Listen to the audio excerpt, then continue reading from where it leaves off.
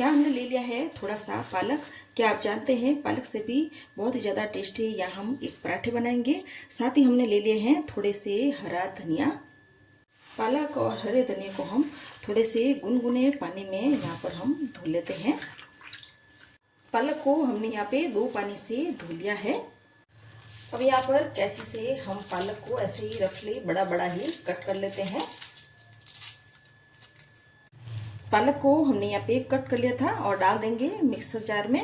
इस टाइम बहुत ही ज़्यादा हरा हरा पालक आ रहा है और धनिया भी मार्केट में खूब अच्छा मिल रहा है, तो क्यों ना इसका फ़ायदा उठाया जाए और कुछ पालक से हम बनाकर खाएं। अब इसमें हम डाल देंगे 3 हरी मिर्च और इसके साथ ही हम यहाँ डालेंगे 1 कप जितना ही पानी और ढक्कन लगाकर इनको पीस लेते हैं। पालक को हमने यहाँ पे पीस लिया है। यहाँ हमने पैन ले लिया है और पालक के पेस्ट को हमने पैन में डाल दिया है। अब मीडियम आंच में पालक को हम 5 से 6 मिनट के लिए यहाँ पर पकाएंगे और इसके साथ ही इसमें हम डालेंगे 1 चम्मच जितना ही नमक और नमक को भी मिक्स कर लिया है। पालक को 5 मिनट के लिए पकाने से पालक का कड़वापन भी कम हो जाएगा और पालक भी यहाँ पर सॉफ्ट हो जाएगी। पालक में यहाँ पर उबाल आ गया है। आधा चम्मच जितनी ही इसमें मैंने चीनी डाल दी है। चीनी डालने से भी पराठों में अच्छा टेस्ट आएगा। बहुत ज़्यादा हम पालक को यहाँ पर नहीं पकाएंगे, नहीं तो पालक में जो आयरन होता है वो निकल जाता है। और यहाँ पर हम गैस को कर देंगे अब बंद। अब यहाँ पर हम पालक को छान लेते हैं। यहाँ पर हमें गरम गरम में ही पालक को छान लेना है और इस तरह से चम्मच से दबाते हुए अच्छी तरह से पालक का सारा रस यहाँ पर हमें निकाल लेना है। और जो पालक की वेस्टेज है वो आप देख सकते हो ऊपर है पूरी तरह से।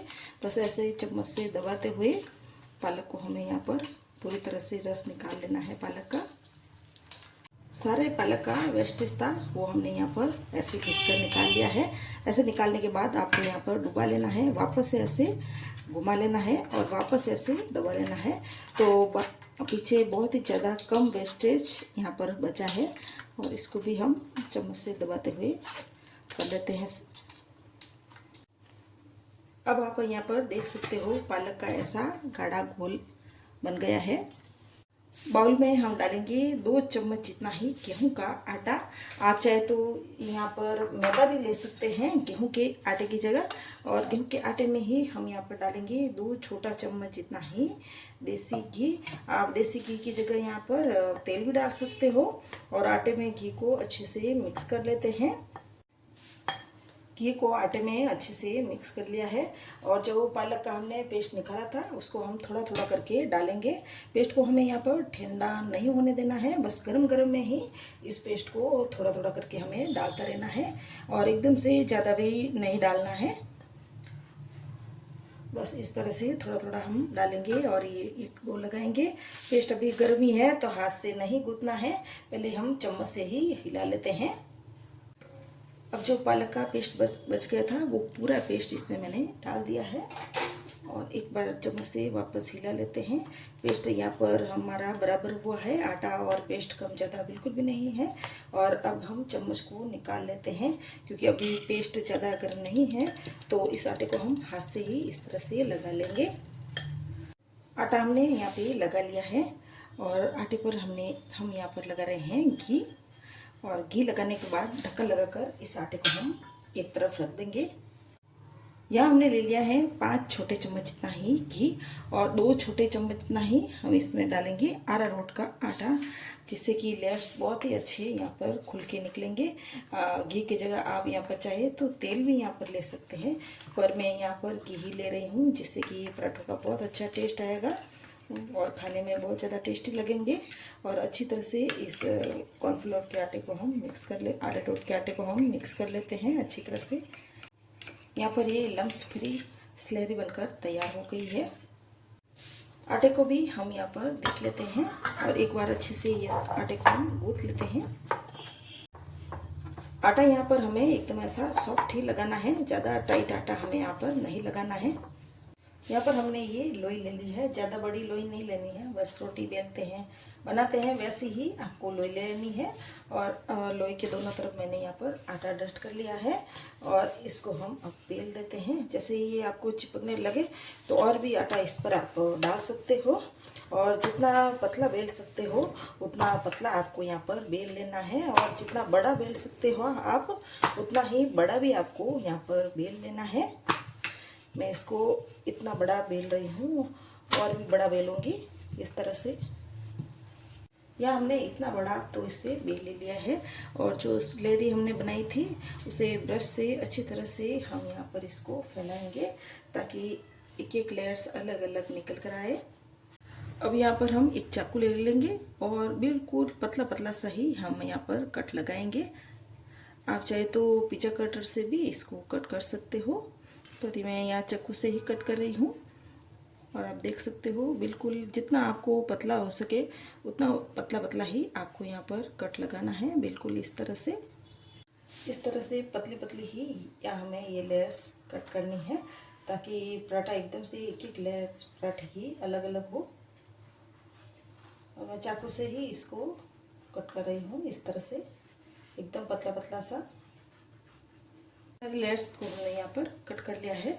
अब यहाँ पर सूखा गेहूं का आटा ही हम यहाँ इसके ऊपर डस्ट कर लेते हैं हल्का हल्का सा। डस्ट करने के बाद यह हम इस तरह से हाथ से हल्के हल्के से हाथ से ऐसे इसको इकट्ठा करेंगे, बस इस तरह से। और एक एक परत को यहाँ पर हम अलग अलग करते जाएंगे, सिमटते जाएंगे इस तरह से। बस इसी तरह से ये पराठे बनाने हैं आपको और एक एक लेयर्स इन पराठों में अलग अलग हो जाएगी और खाने में भी ये पराठे यहाँ पर बहुत ज़्यादा आपको टेस्टी लगेंगे। बस इस तरह से सारे पीस को हमने यहाँ पर इकट्ठा कर लिया है। यहाँ हमने सारे रोल्स को इकट्ठा कर लिया है और हल्का सा यहाँ हम खींच लेते हैं, बहुत ज़्यादा नहीं खींचना है, ज़्यादा खींचेंगे तो ये लेयर्स टूट भी सकती है। तो हल्का सा ही हमने यहाँ पे इनको खींच लिया है और यहाँ पर हम दबाते हुए इस तरह से दबाते हुए यहाँ पर ऐसे रोल करेंगे इस तरह से। और दूसरी तरफ से भी दबाते हुए इस तरह से हम यहाँ पर रोल करेंगे इस तरह से दोनों तरफ से। और इस तरफ से भी हम रोल करते जाएंगे दोनों तरफ से और फिर बाद में इस तरह से एक के ऊपर एक इस तरह से हम इकट्ठा करके यहाँ पर दबाएंगे इस तरह से। अब इकट्ठा करने के बाद दोनों को हम हल्के हाथ से ऐसे दबाएंगे इस तरह से और हल्का सा इस पर हम दोनों तरफ से आटा भी लगाएंगे और बिल्कुल हल्के हाथ से ही इस पराठे को हम बेलेंगे ताकि एक एक लेयर्स यहाँ पर अलग अलग दिखे और अलग अलग हो। और आप देख भी सकते हो एक एक लेयर्स यहाँ पर अलग अलग दिख भी रही है। इस पराठे को हमने यहाँ पे बेल लिया है। अब इस पराठे को हम सेक लेते हैं। पराठे को तवे पर डाल दिया है। पराठे को हम यहाँ पर पलट लेते हैं। पराठे को हमने यहाँ पे पलट लिया था और पराठे पर हम लगाएंगे घी। आप चाहे तो यहाँ पर तेल भी लगा सकते हैं। पराठे को मैं लोहे के तवे पर ही सेक रही हूँ। आप चाहे तो इस पराठे को नॉन स्टिक तवे पर भी यहाँ पर सेक सकते हैं। और वापस से पराठे को हम पलट लेते हैं और गैस को हम यहाँ पर मीडियम आंच पर ही रखेंगे और अलट पलट करके दोनों तरफ से अच्छे से यहाँ पर घी लगाएंगे। बीच बीच में दोनों तरफ से हमें यहाँ पर अलट पलट करते रहना है और गैस को हमें लो मीडियम आंच पर रखना है और इस तरह से हम दबा देंगे हल्का हल्का सा ताकि अच्छे से पराठा सीखे। और वापस से पलट लेंगे। इसी तरह से हम 3-4 बार अलट पलट करके इस पराठे को सेकेंगे। अलट पलट करके दोनों तरफ से पराठा हमने यहाँ पर सेक लिया है और पराठे की एक एक परत यहाँ पर ऐसे अलग अलग हो रही है और पराठे को हम निकाल देते हैं। यहाँ पर ये एक पराठा बनकर तैयार है। आपको मैं बता देती हूँ एक एक लेयर्स इस तरह से पराठे की अलग अलग हो रही है। आप देख सकते हो एकदम लच्छेदार पराठा बना है। ये रेसिपी आपको पसंद आए और पराठे बनाने का ये तरीका पसंद आए तो मेरे चैनल को आप ज़रूर से सब्सक्राइब करें। और देख सकते हैं एकदम से लच्छेदार यहाँ पर ये पालक का पराठा बना है।